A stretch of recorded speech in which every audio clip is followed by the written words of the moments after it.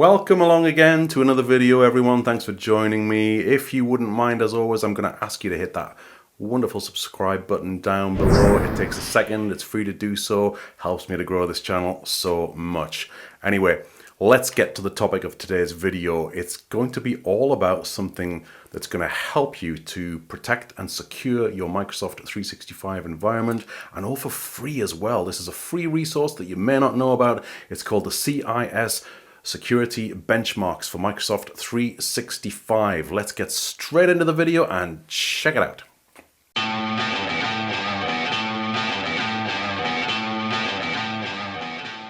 So how do you get to the CIS Microsoft 365 benchmarks? Very simple, just put a search into your browser and it should be the top result there. We can click onto CIS Microsoft 365 benchmarks. It tells you all about what it is. It's the product of a community consensus process and consists of secure configuration guidelines developed for M365. They are freely available in PDF format for non-commercial use.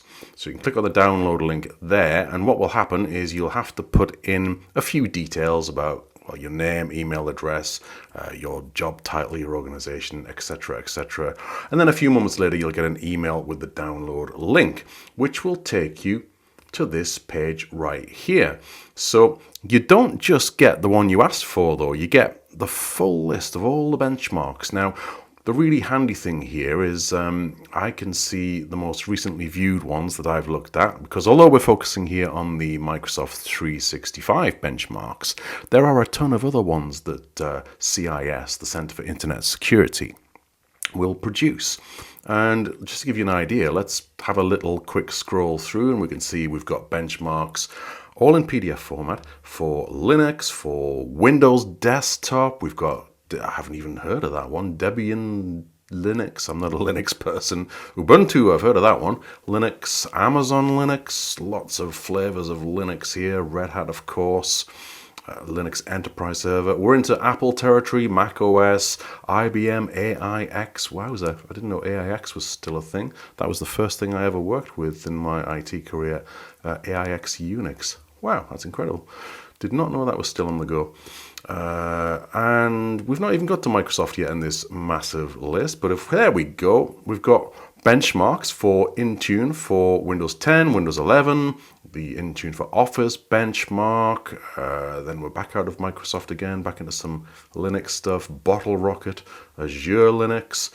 Windows Server, there's lots of benchmarks for Windows Server.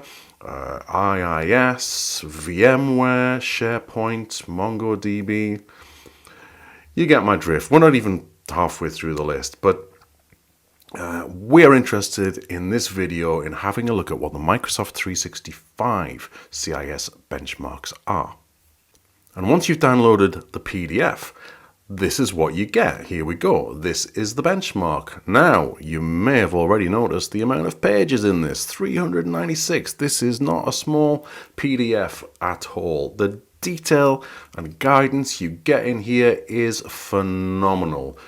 We can see on our table of contents here, we get some overview of the intended audience, the recommendation definitions, and then we get into the recommendations themselves, which cover all sorts of aspects of broadly covering all of Microsoft 365. So recommendations for the Microsoft 365 Admin Center, M365 Defender, Purview. Not an awful lot on Purview, it's fair to say. That could probably do with a bit more fleshing out, in my opinion.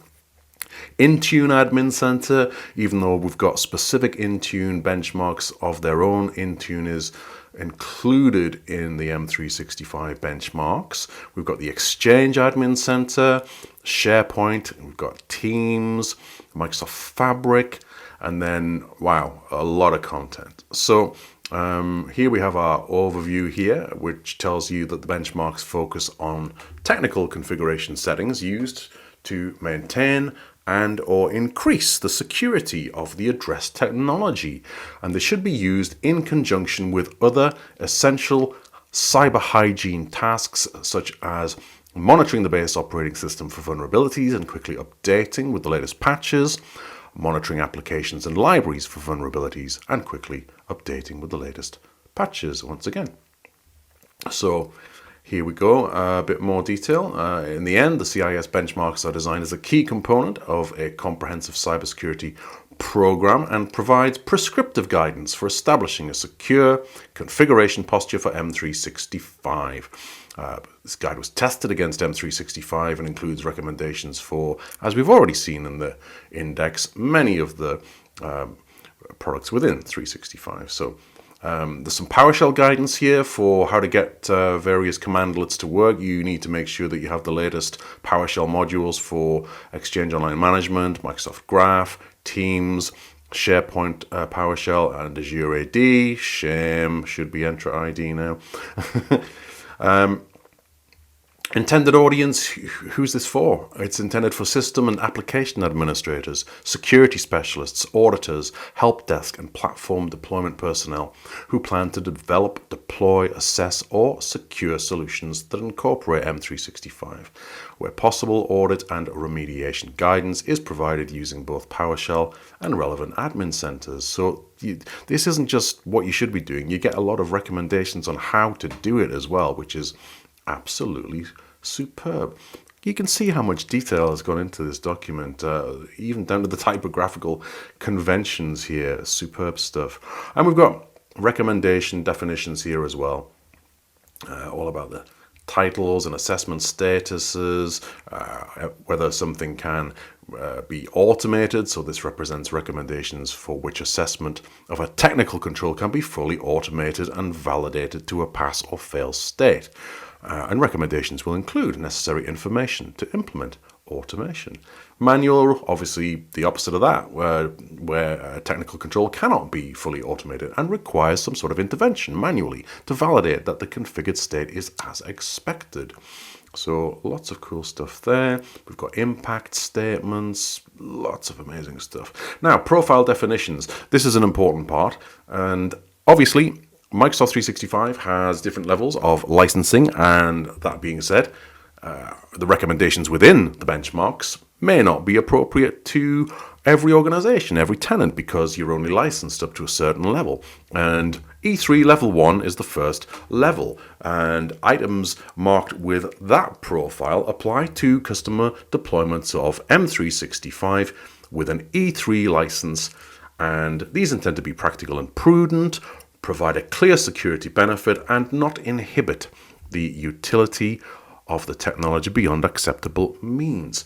We can take E3 again and lift that up to a level 2, which in this profile exhibit one or more of the following characteristics and focused on customer deployments of M365 E3, which are intended for environments or use cases where security is paramount, acts as defense in depth measure, and may negatively inhibit the utility or performance of the technology. So you can see here there's 2 levels per E3. There's the same principle with E5 as well. So lots of granularity here in terms of how you can apply the benchmarks. Now, I'm not going to read out all these names, obviously, but just the acknowledgements is important to pause on for a moment, because these good people have really contributed to something very important and very special in my opinion. So if any of you happen to be watching this video, kudos to you, a big round of applause, and thank you for your work in putting this together. And then after all that, we're on to page 15. We're finally into the recommendations, starting with section 1, the Microsoft 365 Admin Center, which of course is the primary landing page for everything 365 related and contains navigational links to all the other important admin centers. We get a link to that admin center right here. We can get right to it from within the document. And then we get into section 1.1. There's a bit of a layout problem here with this. It's got some blank space on these pages, but there we go. Our first item, what is the first recommendation that we have? It's to ensure administrative accounts are separate and cloud only. And this is a manual step, so you have to apply this manually. What is the profile applicability? This is an E3 level 1 applicability in this case. And it's telling us, and don't worry, I'm not going to go through all 396 pages and read all these out. I'm going to try and quickly skim through and pick out some highlights. But you can see, I'll read this first one though. Administrative accounts are special privileged accounts that could have varying levels of access to data, users, and settings. Regular user accounts should never be utilized for admin tasks, and care should be taken. This is so true because the number of times I find that users are using their day-to-day accounts also with admin privileges is very, very scary indeed. So here we have the guidance. Admin accounts should not have applications assigned so that they have no access to potentially vulnerable services, for example, email, Teams, and SharePoint, etc. And they should only have access to perform tasks as needed for those administrative purposes. So ensure admin accounts are licensed without attached applications and are cloud only. So what's the rationale for that? This is going to reduce the attack surface of highly privileged identities in your environment. And in order to participate in M365 security services such as identity protection, privileged identity management, and conditional access, an administrative account will need a license attached to it. So ensure that the license does not include any applications with potentially vulnerable services by using either Microsoft Entra ID P1 or P2 for the cloud-only account with administrator roles. In a hybrid environment, having separate accounts will help ensure that in the event of a breach in the cloud, that the breach does not affect the on-prem environment and vice versa, hence the requirement to have the account as cloud-only. There we go. It tells us all about the impact here. Admin users will have to switch accounts and utilizing login, logout functionality while performing those admin tasks, as well as not benefiting from single sign-on. So there we go. A note here, alerts will be sent to tenant admins, including global administrators by default. So to ensure proper receipt, configure alerts to be sent to security or operations staff with a valid email address or a security operations center. Otherwise, after adoption of this recommendation, alerts sent to tenant admins may go unreceived. So an important note there. And you get these sort of notes scattered throughout the benchmarks. Here we go. We get instructions here on how to audit this to check if this is in place. So navigate to the admin center, expand to select the active users, sort by the licenses column, and for each user account in an administrative role, verify the following: that the account is cloud only and not synchronized from on-premises Active Directory. The account is assigned a license that is not associated with applications, i.e. IDP1 or IDP2. And remediation, it tells you how to implement these changes manually from the admin center, fill out the appropriate fields. When prompted to assign licenses, select the Entra ID P1 or P2, and then under the option settings, choose from several types of administrative access roles. There we go. There we are. Awesome. And even at the end, we get some useful references, some links to the so wonderful learn.microsoft.com pages. Love it. So there we go. And then finally, we get some controls here. And versions of those controls that you can look at. So that's one control there, and then we move on to the next one. So this one here, equally important. You need to have emergency access accounts to be defined, or break glass accounts as they're also known as, and as it says here, for emergency access scenarios. So important. I literally love this stuff so much that I probably could just read out all of the contents to you and go through the whole document, but I'll pause. I'll sort of scroll down a little bit, and slowly but surely, and we'll see how the document develops. And here we get some controls that provide with you some graph content here to connect to the graph security API. So you get lots of little help tidbits throughout the document like this as part of the remediation. Super cool. We can go through and ensure our guest users are reviewed at least bi-weekly. So this is absolutely superbly detailed. And now we're on to teams and groups. So next section, so we can see that this one ensures that only organizationally managed approved public groups exist. And that's an automated one, so it tells you all the instructions on how to do that from the admin center and from using the Graph PowerShell module as well. Super, super cool. All the CIS controls relevant to that, and so on and so forth. Shared mailboxes, lots of great content related to shared mailboxes there as well, and some PowerShell instructions there for you. What I particularly like, some of my very favorites in this, if I can scroll down enough to get to them and find them, are the conditional access ones, because it goes as far in the document as to recommend specific conditional access policies that you should be putting in place from memory. I'm hoping I've remembered that correctly, actually. We shall soon find out with the customer lockbox feature there I saw as we scanning through. Even stuff on swear, ensure that swears cannot be shared with people outside your organization. This is all free. This is like a virtual handbook to applying security principles to your Microsoft 365 estate. And where I find the real value in this is a lot of organizations might not have a clue how to get started with this, and they might not have a specific framework that they have to work to, like ISO 27001 or Cyber Essentials Plus. So if they don't know where to begin, if they don't have internal policies or any regulatory standards that they are aware of that they have to adhere to, this is a great starting point. They should look to this as their chosen methodology, because I think this is absolutely superb. How far through are we here? 71 pages in, and let me just do a search. That would be the sensible thing to do, wouldn't it? Let's just go to conditional access and see if I can quickly get to that within the document. It's a little bit sluggish, because I'm sure you don't want to see me scrolling through the whole document. And if we can get to this quickly, loading the results. Come on, don't let me down. Do this a little bit quicker if you would. It would help if I hadn't put one extra S.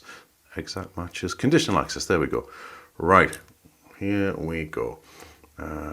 So we've got some conditional access referenceability there. Ensure priority account protection is available. So that's not specifically conditional access, but it's referenced in other areas. The Entra Admin Center, identity, conditional access, of course, is all about identity. And we get a bit on security defaults, which obviously will be enabled by default on new tenants. So we have to watch out for that. Always preferable to disable those security defaults and go for conditional access instead. Obviously ensure per user MFA is disabled and go for enforcing MFA through conditional access. Absolutely wonderful. Here we go. There's a conditional access section. We've finally got to where I wanted to be, because I think there's some really, really great stuff in here about conditional access. So we'll focus in on this and then we'll wind up the video, because I'm sure you're more than capable of going through this yourself. So ensure MFA is enabled for all users and administrative roles. So there we go. We got the profile availability again, the description, the impact, the audit. Check this in the Entra Admin Center. Go into conditional access and review the list of policies there that require the grant access control and require MFA. And then to verify that, we can go to the secure score and recommended actions and check that action there. It tells you how to remediate, and at minimum, the roles that you should be applying the policy, the CA policy to. So it's even giving you this level of detail applied to these admins as an absolute minimum. Wonderful stuff. So here we can see we've got lots and lots of good stuff on conditional access. Enable policies to block legacy auth, super important. That's another good one for CA, and pages and pages on that one alone. Audit, remediation, the roles to include again, the references. Next one, ensure phishing resistant MFA strength is required for administrators. Super, super important. The new authentication strengths within conditional access that you can apply now are absolutely wonderful. So it's showing you how you can configure that and enroll using one of the 3 methods available: FIDO2 security key, Windows Hello for Business, certificate-based auth, and so on and so forth. So really, truly wonderful stuff. And I will genuinely leave it there now because I'm sure that you're probably quite bored listening to me, but I am sure that if you didn't know about this, you are going to find it super helpful, super useful in securing your Microsoft 365 environment. It is wonderful stuff indeed.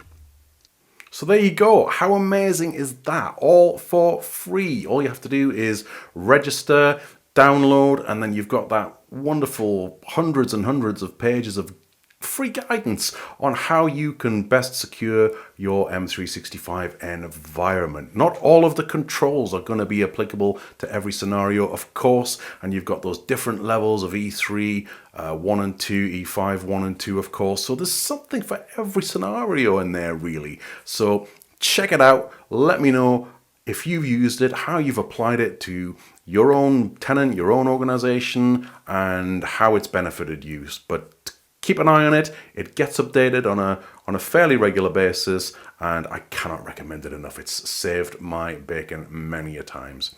Right, that's about it, folks, for another video. I will look forward to joining you again very, very soon on the next one. Give me a thumbs up if you've enjoyed the content, as always, because it does help me so much on that YouTube algorithm, which is a mystery to many of us, but is so important. Take care of yourselves. I hope you're well, and I'll see you very soon. Bye-bye.